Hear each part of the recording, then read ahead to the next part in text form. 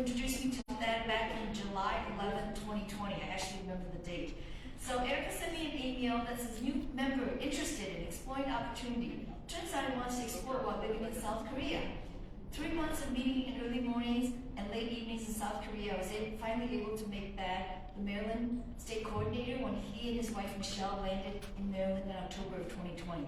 Took me a bit longer to have that in the role that he is presently at as Mid-Atlantic Regional Co-Coordinator. Please welcome our new Co-Coordinator for the Mid-Atlantic region, Thaddeus Waterman, as he moderates this.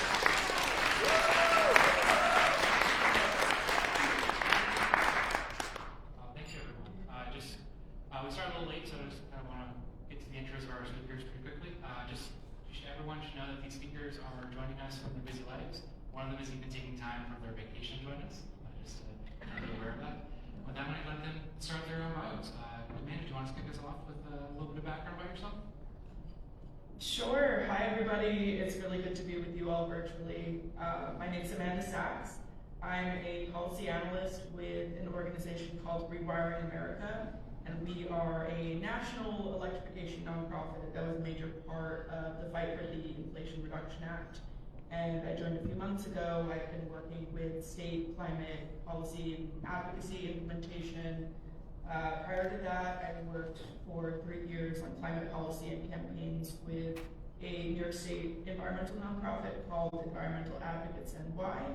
And before that, I did a bunch of environmental justice research on stop-and waste incinerators. I'm very excited for this conversation and feel honored to be here with you. Doug Siglin, would you like to introduce yourself next, please? Certainly, thanks, Thad. Hello to everybody. I'm going to apologize before I do anything else. My video is acting up today, and it may freak out, in which case I'll turn it off and then come back a bit later. I'm Doug Siglin. I live around Washington, D.C. I lived in Washington, D.C. for a long time. I was a federal lobbyist, environmental lobbyist, with 3 major national environmental groups and 1 major regional group for about 25 years. And now I'm working for the Chesapeake Climate Action Network, working on climate policy in the District of Columbia and the local governments around the District of Columbia. And I'm happy to be here. Thanks for the invitation. Doug O'Malley, would you like to introduce yourself, please? Sure, thank you. Thank you so much, Thad. And so great to virtually see so many of you in the room at TCNJ. My name is Doug O'Malley. I serve as the Director of Environment New Jersey. And I just wanted to give a big shout out to CCL just for the organizing they've done historically, and then for this, Mid-Atlantic Conference. Obviously, there's a lot of folks coming from all along the eastern seaboard, all the way down to Virginia. So I know it's a little nippy right now, as it should be in wintertime. And I just have a deep appreciation for the work that CCL activists have done for the years. I know some of our best members are CCL members, and I think one of them actually got me here too. And then I guess the one thing I'll just say, and we can talk more about this, is that I feel like this winter has been kind of one of those moments where suddenly it's kitchen table talk about what's going on with the weather, what's going on with the climate, right? And some people are saying it's really nice that it's so warm in February. And of course, this is an opportunity for all of us where our hair is just going on fire. Like, this is not how it's supposed to be. So just a little aside, and obviously, on Friday when it was so warm, I wasn't thinking this, but I'm down here in Florida for a long weekend with family in the middle of the state. And my father-in-law comes down with his wife every year, and he's literally saying, I don't want to come to Florida anymore because it gets too hot, right? It is nearly 90 degrees in Florida. They're hitting records for February. So just kind of a reminder to remind ourselves, like, this is not normal, right? We know that. Our neighbors might not necessarily be putting two and two together. And so that's just kind of another great opportunity for us to be reminding people why things aren't normal and what we can do about it. So really wonderful to be here. Thank you all. Well, we're just going to start kicking off. I guess I just want to open the question with why should we as climate activists really engage with state and local agencies on the IRA? as well as elected officials. I'm going to kick this over to Doug Siglin to get us started. Wow, thank you. Well, Matt, I was able to hear just the very end of the last sentence, the business leaders, Scott and Richard, and I was really interested in their discussion about the IRA programs. And one of the things that really struck me, I think it was Scott who was saying, was that this is really a complicated thing that has to happen now, that agencies are going to be responsible for trying to figure out how to let citizens know what all the benefits of the IRA would be, and to establish these programs. And in my experience, there's a great difference in capacity among state agencies. I work with the DC Department of Energy and Environment. There's something like 500 professionals there at that agency.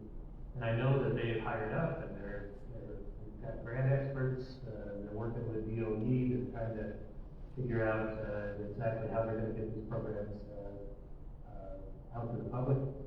But on the other hand, I'm working with Howard County, Maryland, where I know a lot of you out in the audience are from, and the parallel agency in Howard County, Maryland has 4 or 5 employees. And so there's a huge difference between the capacity of the DC department and the Howard County department. And I think that it's going to be important for advocates to work with both, to encourage them to, whatever their capacity is, be able to get the information about tax credits out to people now, and then as these other grant programs come online, to be able to apply to them, and then get the information out to the citizens. Thank you, Doug.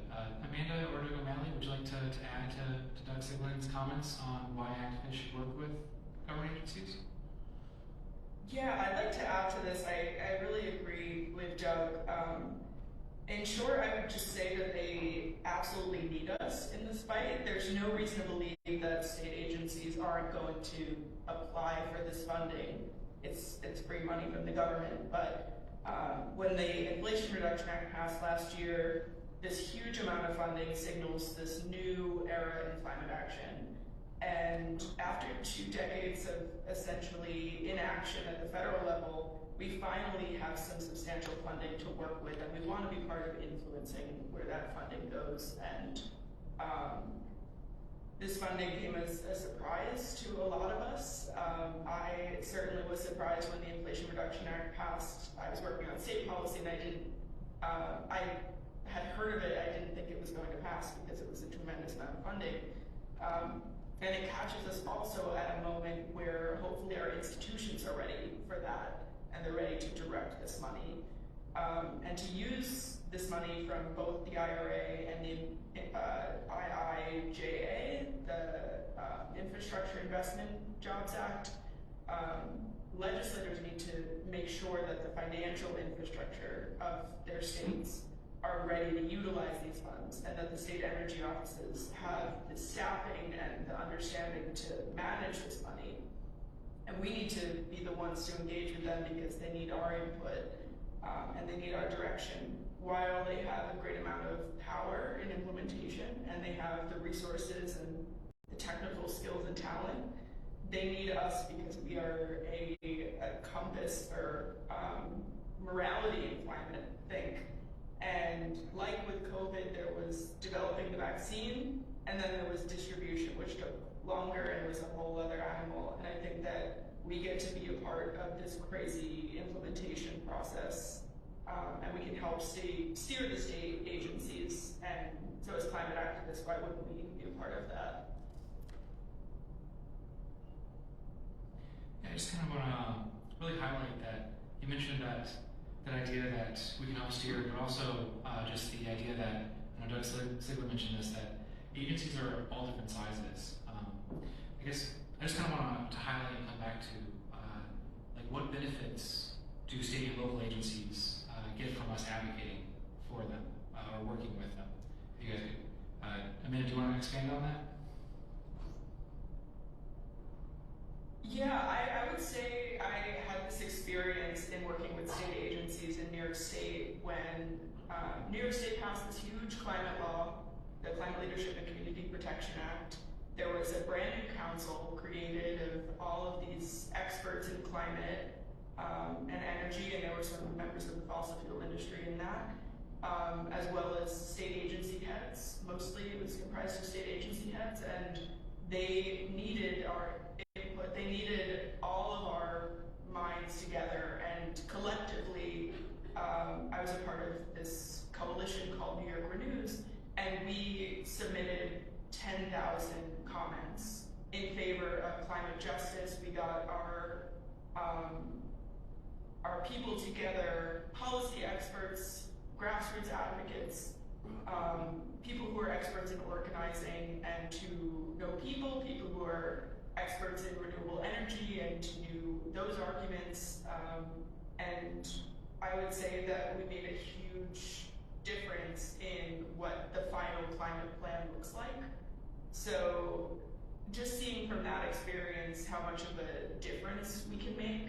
State agencies benefited a lot from our insights, and we also benefited from having that influence on the state agencies. Were pretty powerful in our arguments, and just the sheer number of people also makes a huge difference. So I think it's a mutually beneficial relationship where we fill in gaps that they don't quite understand. They can't know everything.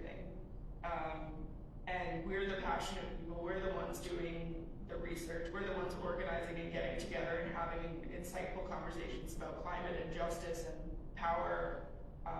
So I would just say that it's a symbiotic relationship.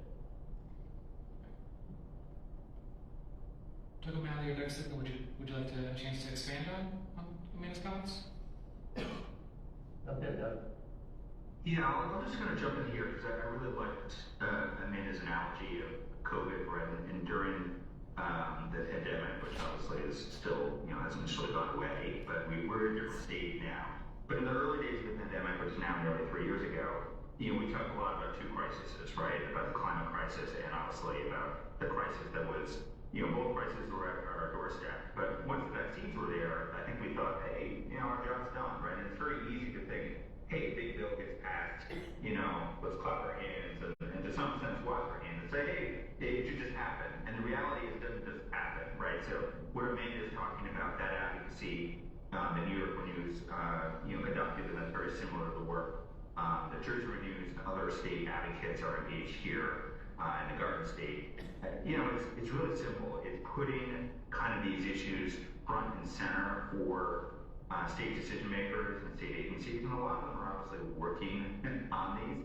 And this is kind of it's a little bit of a different animal because it's not about whether to pass a particular policy, but it's whether you can show this public support for a grant application. And that's something that's kind of hugely important because we are kind of, in some ways, competing against ourselves, or competing against other states. But at the most fundamental level, we're kind of competing with our kind of existing capacity. And so the more that there's citizen support for saying, hey, we have to apply for this money, what can we do to help you? That makes sure that things don't fall between the cracks. Because I will say, it does feel with the Inflation Reduction Act, which obviously came out of the Build Back Better effort, there was obviously a lot of despair, a year ago. And then the Inflation Reduction Act kind of was the phoenix rising from the ashes. But there isn't necessarily the infrastructure that's kind of built in to immediately implement this on the local level. So I think for the most part, we're going to build this airplane as we're trying to fly it. And I think that goes for kind of multiple levels of government and also the advocacy spheres as well.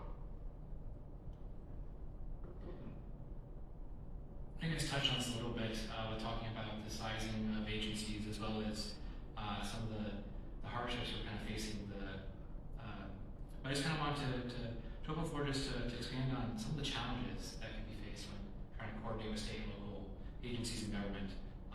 Just kind of share, in your experience, what things have gotten in the way of working with these groups that we can learn from.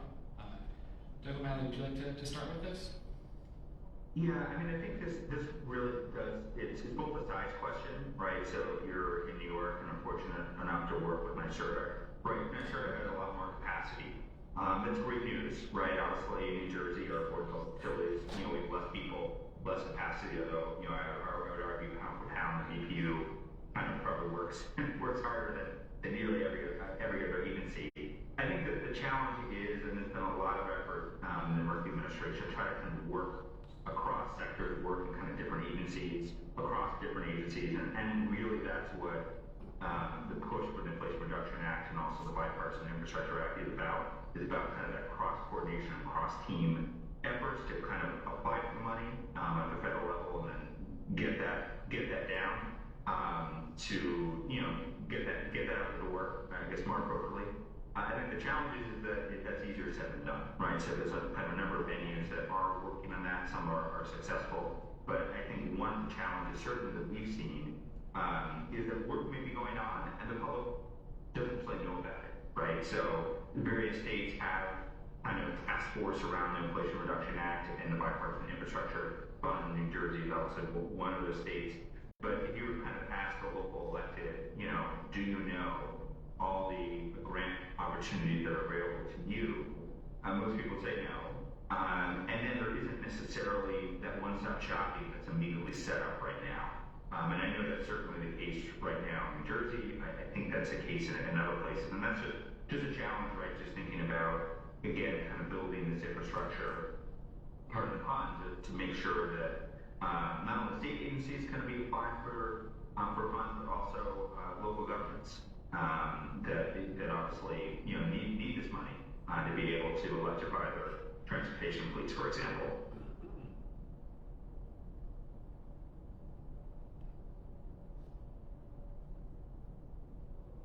I just want to open the floor. Doug or Amanda, any challenges you face in your experiences that you would like to share?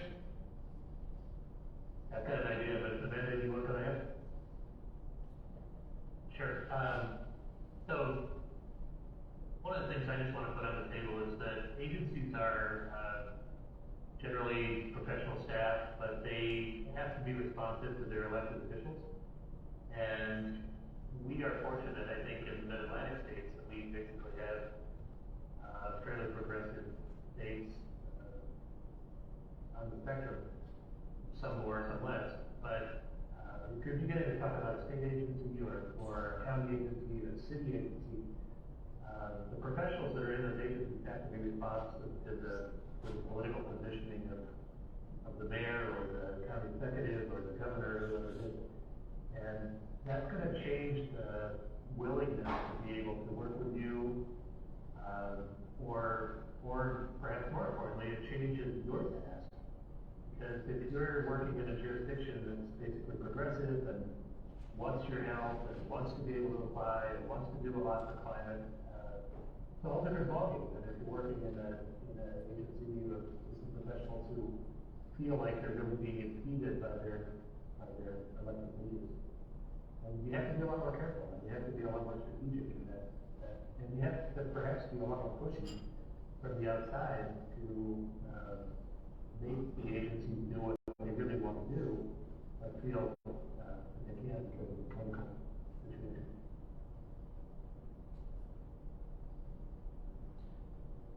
Like they touched on how there's other concerns of state and local agencies and how they have to be concerned about the politics, these other things. I just want to open the floor to Amanda or O'Malley. If you have any thoughts on what other concerns should we be aware of when we're interacting with state and local agencies? Yeah, I mean, I would say that they have other stakeholders that they need to think about as well, and that sometimes, for example, the trades unions have been coming to them with different perspectives and perspectives that are real to them, sometimes real, sometimes manufactured by the fossil fuel industry, but that they aren't just talking to us is a challenge as well. Yeah, and I'll just kind of jump in on this by saying that I do think there's a big difference between kind of working at the local level, even at the county level, certainly at a municipal level versus working with state agencies. One, it's just, it's easier to find, your local, I mean, a lot of you obviously are wearing kind of multiple hats and being members of green teams and environmental commissions, perhaps even some members of town councils and city councils. It's a lot easier to kind of talk with, your town representatives, and then also town employees that are in charge of grant making. Oftentimes the problem is that, there might only be one or two of them. So that's kind of the classic ASSE issue of, where education and being able to tell decision makers, hey, here's a grant application, here's a deadline, what can we do to help you, right? That's incredibly helpful. On the state level, obviously, there's more capacity, but, this is obviously the political science of climate change, right? Where there are applications, it's a little harder to kind of influence that process just pure numbers. But, again, this is where ultimately, the organizing and CCL is certainly, very familiar with this, to be able to kind of take some of these state decisions that might seem, maybe a little more sleepier, like grant applications, and put it just in the broader context of why we need to get as much money as possible to fight climate change, what's at stake, right? And that, and be able to tell that message through the press, to decision makers. That's something that we always kind of have to remind ourselves that just because we're right doesn't mean we win, right? And there are many times, I think, for for other kind of constituency groups, they inevitably will have more access. But sometimes their assumption is, well, you should listen to us because of X, Y, and Z. We always kind of need to state the case, both privately and publicly. Here's why the facts are on our side, and ultimately too, in this case where it can be very constructive. Here's the money that's on the table, and this is why your state needs to kind of come to the table and apply for these funds. Don't let them go by. Right, we talk about a lot about that for, at least in New Jersey. We pay a lot into the Fed, we don't get as much back. This is just a great opportunity. People should not be missing these deadlines. State government should not be missing these deadlines for either the bipartisan infrastructure law or Inflation Reduction Act, because it is, to some extent, free money if you can kind of believe in that sort of thing.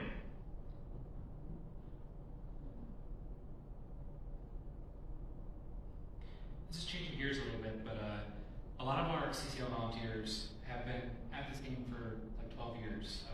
We have some long-term volunteers. I would just like to, there's been a lot of climate legislation passed recently. I would just love to hear your thoughts on if working with state and local agencies and local officials has changed recently because of some of these bills that have passed. Doug Siglin, would you like to start off with your thoughts on this? Yeah, I'd be happy to.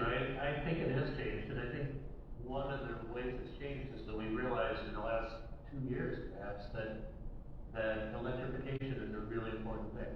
And I've been around a long time, and we used to think that natural gas was a wonderful thing, that methane gas was much better than coal, and we were all fans of methane gas. Now we understand and hate methane gas, and the solution to this is to electrify everything. And that's really changed the politics, I think, at the local level, because a lot of what has to happen at the local level is electrification of residential and commercial homes and buildings.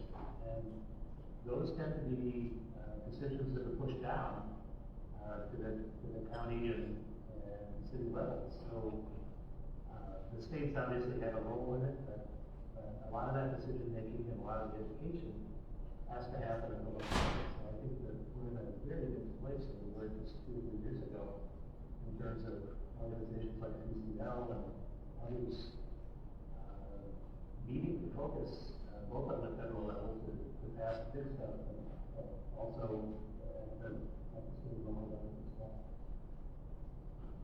That's not where I thought you were going to go with that answer, Doug, and I'm just really glad that you did go there. I wasn't expecting you to focus on electrification. That's so true. Like, I didn't think about, I've been in climate policy for 5 years. It's really just nothing compared to some others in the field. So I'm honored to be with all of you and learn from you that alternative fuels were like a thing at a point in the climate movement. And now I'm part of this organization on the federal level that also works with states, Rewiring America, and our whole thing is electrify everything. I have this book right here, Electrify. before that, I was part of this ragtag team of electrification advocates, and we focused on transportation electrification, but we also focused on environmental justice. And just hearing you talk about this, Doug, how it's such a new thing is exciting to me because I didn't realize it was so new, and so we all get an opportunity to shape it and to be a part of something that's just beginning.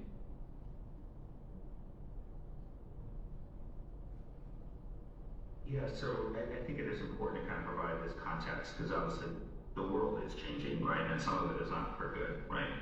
Talking about these climate impacts, there is kind of this moment where, we felt like at some point we just have to convince the public that climate change is real and it's happening, to now we have to fight against this idea of like, oh, we're all doomed, right? And so obviously that's one of the most exciting things about the Electrify Everything agenda. It's one of the most exciting things about the Inflation Reduction Act, is that we do have solutions and we're starting to implement them.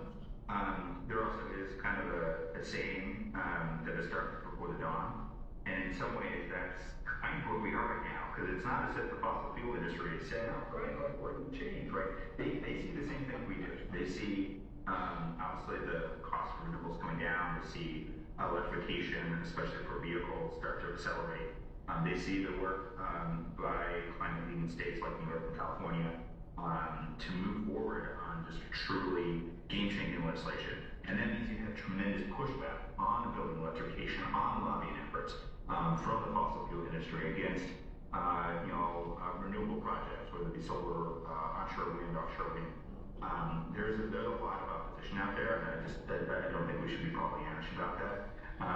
But I do think that one of the other key things that has happened is that the Inflation Reduction Act in the past, if you're not a climate hawk or someone that really pays attention to the news, you probably don't know that, right? The polling on the kind of climate aspects of the Inflation Reduction Act, really are eye-popping because the general public doesn't know about the Inflation Reduction Act, and it is a little bit of that show me mentality, right? Like show me what the benefit is for my community, for me, for my state, however we define that. And that's why I think the this kind of new paradigm of trying to make sure we're actually applying for those dollars, both from an agency perspective at the state level, both at the local level, working to make sure the towns are working to apply those dollars, and then also the education of, especially on the electrification tax credits, to kind of get people to think about, their home heating, right? Or, and I know people have a lot of different thoughts about kind of the gas stove blow up.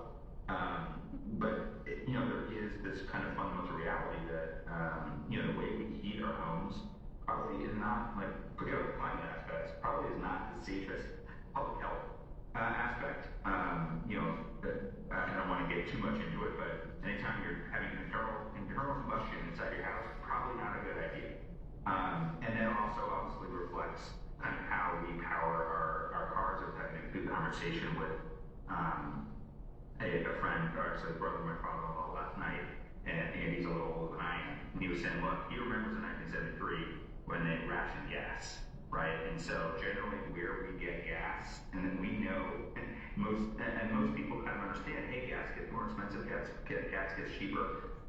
Most of us understand that gas is coming from people that do not like us. And what's happened in Russia over the course of last year with Ukraine, that has been world changing. It's world changing for just how we think about global politics. It's world changing for how we think about Russia and kind of this new, Cold War, it's new hot war. But also world changing just for energy. And to see Europe make that transition, that is a reminder of, we have to say we have wartime footing. They are in wartime footing in Europe, right? And that's a reminder of, we kind of need to have that same urgency without obviously having an armed conflict to move us towards that urgency. So, my hope is that we don't have to kind of wait for a crisis like that to hit home, that we can kind of use the climate crisis and the benefits to play to people's self-interest and say, look, it's actually time. You're going to save money. You're going to save the environment too. Don't get it wrong. Right? And that message works really well. But you're going to save money by moving towards electrification, and here are tax credits to make that happen. And that same argument, of course, goes for state and local governments too. That's a really good point. I really liked a lot of what you said, and just reminds me of the talk about the unsafeness. I have some friends that talk about how it's kind of cool that we power our cars with explosions, but they're still explosions. They're kind of dangerous. But we want to give a lot of time for our audience to ask questions, and so we're going to encourage them to actually, if they have questions, to come up here and line up, because we're going to turn the screen around so you can ask your question to the speakers. And as people are lining up, I'm going to propose a question to you guys. If you had one tip to offer our volunteers on how to work with state and local agencies to be successful, we'd love to hear it. And I'm going to kick off to Doug O'Malley first, but I'd love to hear all of your thoughts on a single tip for our volunteers. Well, that's hard. I'd say my immediate thing that comes to my mind is just be really clear on what you're asking for, right? There's like 10 things we can ask the local officials and state folks to do. Just kind of one thing, be very clear what you're asking for. That will help us, not only them, but also honestly us, so we can be mobilizing our membership and our kind of allies to understand what's the one thing we want them to do.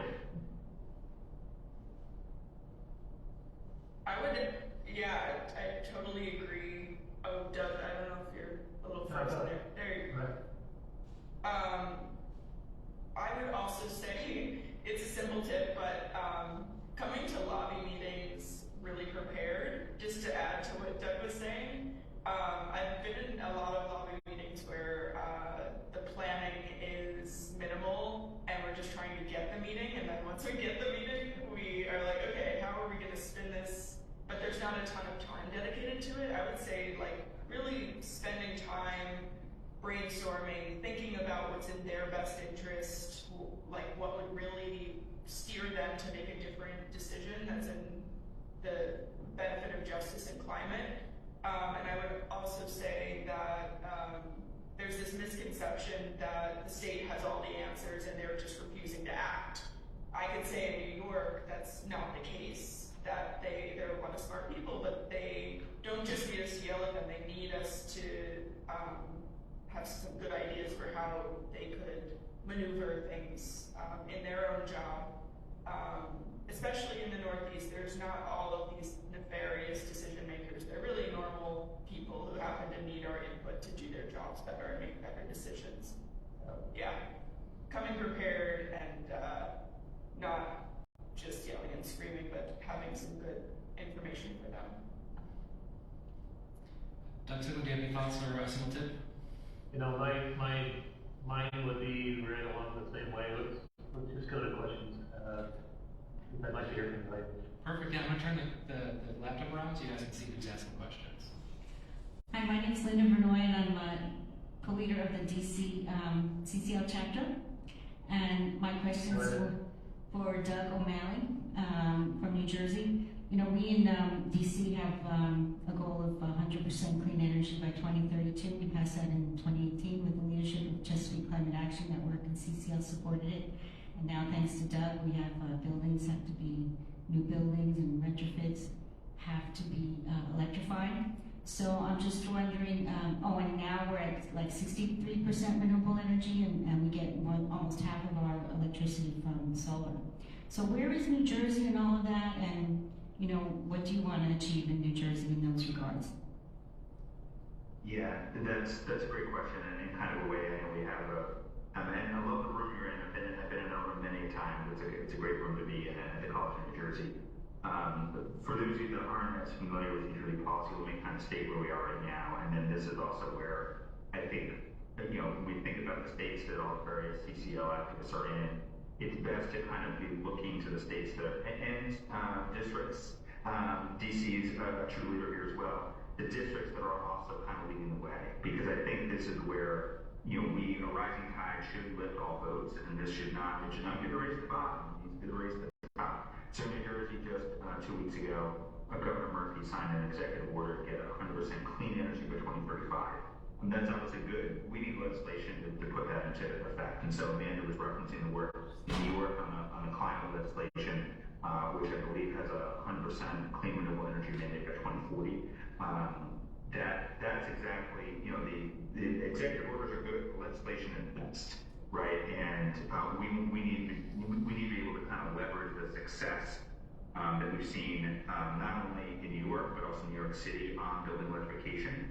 Some of it's just changing the market. So one of the things we always say on electric vehicles, and we're starting to see it, is that once you get closer to mass adoption, you will start to see economies of scale and the research and development dollars that kind of go in that are outside of the public investment. And we're starting to see that. Literally in 2023, we're going to see EVs reach cost parity. And some of that's market competition. Tesla's kind of engaged in a little bit of a price war. Part of the reason they're engaged in the price war is they want more customers to be able to get the Inflation Reduction Act tax credits. And so because they cut the prices, I mean the GM pushed the prices down, you can get a Chevy Bolt now for less than $30,000. That's big. That was not the case a year ago. On building electrification, I think this is, kind of just a reminder. Maine had a policy on heat pumps. Maine essentially is like our Europe right now. They are ahead of us. They have mass adoption. This whole kind of canard of heat pumps don't work in the cold. Go ask someone who's not a flatlander up in Maine. Heat pumps work. It is a question again of just not only getting those tax credits out, but also making sure that there's education for the HVAC installers and that there are appropriate state policies. So one of our challenges in New Jersey is that Governor Murphy also announced an executive order to move forward on a goal for 2030 of 400,000 residential homes having building electrification in them. We don't have, our subsidies on the line. We're still subsidizing the transition to gas heating when we need to be transitioning the subsidies for building electrification and for clean energy sources. And so that's kind of a challenge, right? Because the gas utilities, they're not sitting there saying, yes, let's electrify everything. Some of them, right? Some utilities own both the electric and gas, but if you're just a gas utility, you kind of want to hold on for dear life. And so that's I think the biggest challenge is that no monopoly wants to give up its monopoly, and utilities are uniquely positioned to have a lot of influence. And that's one of the areas where it's obviously not kumbaya, where we have to be applying public pressure, not just on the utility, but on administrations and saying, look, when you're making these decisions behind closed doors or in a public setting, right, there's going to be accountability for the decisions that you're making. And that's obviously the component that will be hard, that we can't just win through tax credits. We need to make sure that each state actually has the mandates in place to ensure that we're moving towards building electrification, to ensure that we're moving towards EVs becoming the majority of the vehicles on our roads. So I have more to say here, but great question. I want to let the other panelists weigh in.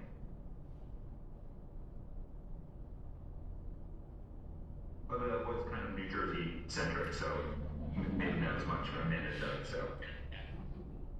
Yeah, let's have another question. Yeah. Hi, I'm Frances Stewart. I'm from Bethesda, Maryland. Shout out to Doug Siglin and to Chesapeake Climate Action Network for all the help that they gave us in getting the electrification bill passed in Montgomery County, where I live. One of the things I noticed when I started working on state level policy issues in Maryland is how many different agencies they are and how many things they're responsible for in places I never would have thought of, like the Department of Labor does building codes, all sorts of things like that. Massachusetts just created a cabinet level position basically for a climate czar to have someone who works directly for the governor working with all the different Massachusetts agencies on climate change. We're expecting Governor Moore to do that in Maryland sometime soon. One of the other organizations I work with is advocating for that in all the states, and I was wondering, do you think that's would be helpful? Is that a good use of our advocacy?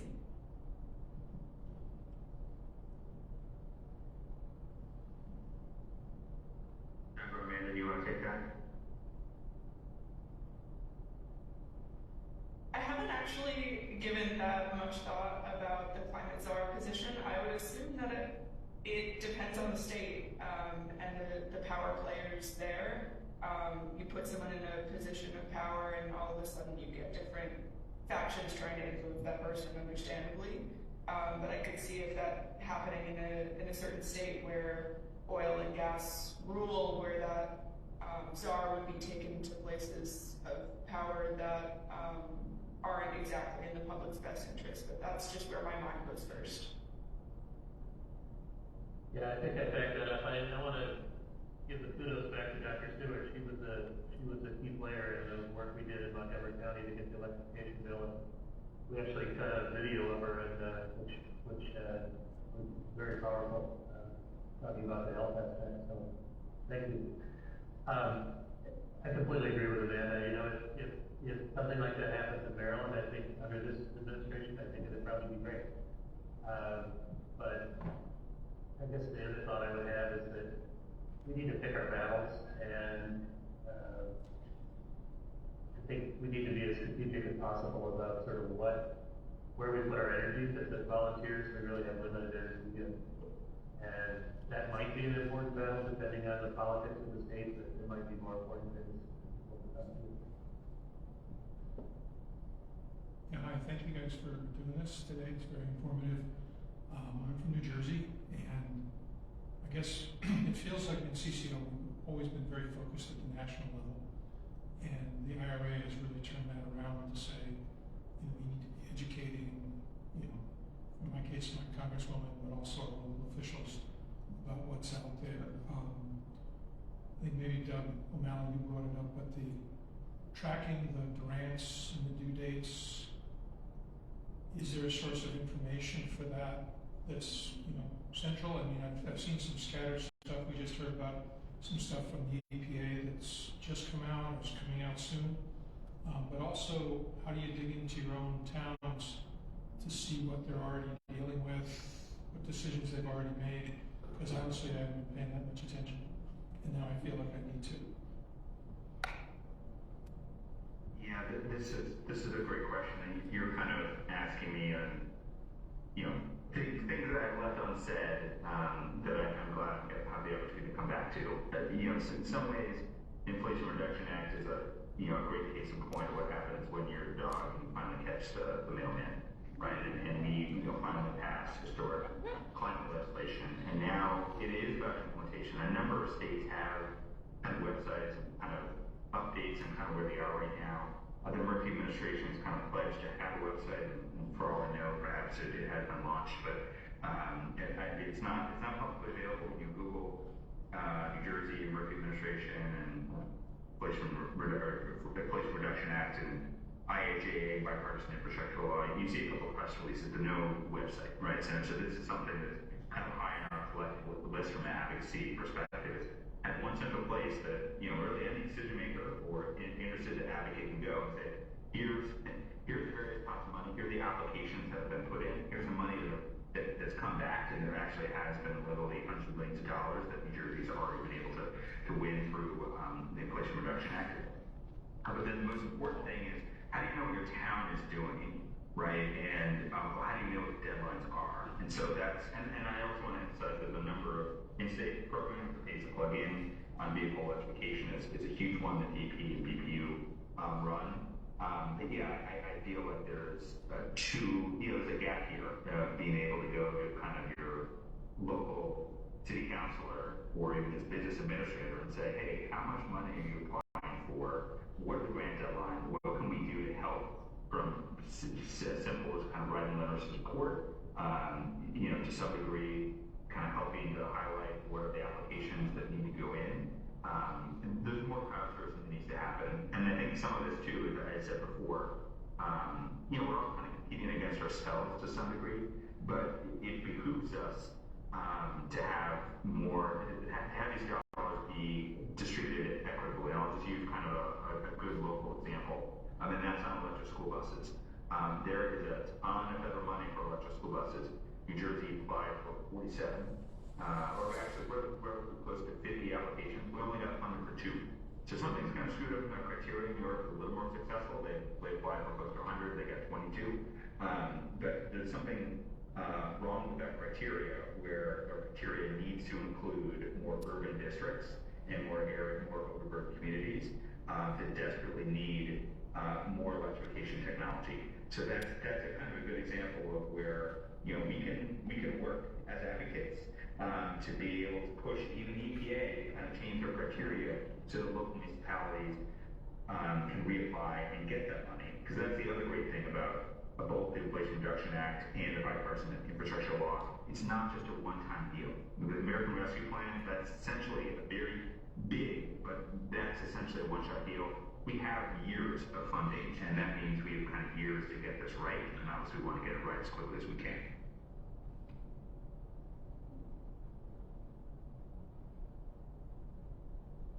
Man, you want to comment on that? Let me just make this point, just to keep it really simple. I think a really good place for CCL to advocate at the local level right now would be to push the state and local agencies to create websites that are public facing and have the information. The information's available out there. It's Rewiring America and other groups in California, and there's a national coalition, electrification, that's tracking all this stuff. They're not tracking it at the state and local level, but they're certainly tracking the deadlines and all that. But it's not filtering down to a place where people can easily use it. And I think a really simplistic thing for PCL volunteers to be able to do is go to Montgomery County or go to Howard County or go to District of Columbia or any of the other places where you work and say, you know, spend whatever it takes, spend a couple $100 or a couple $1,000 to put together a public facing website with this information on it. And if you need an additional budget, we'll help you go to the budget people and get the additional budget to do it. That's a really good point to end on, is just that idea of these are things we can push for. I really like to highlight what we mentioned about coalitions that are putting this stuff together, because I think that's one place we can always look for some of these things is to look for the coalitions that are doing so and just make sure that we follow them or really work together on, because no one person can track it all. That's our time today. I want to just say thank you to Doug Siglin, Amanda, and Doug O'Malley for joining us.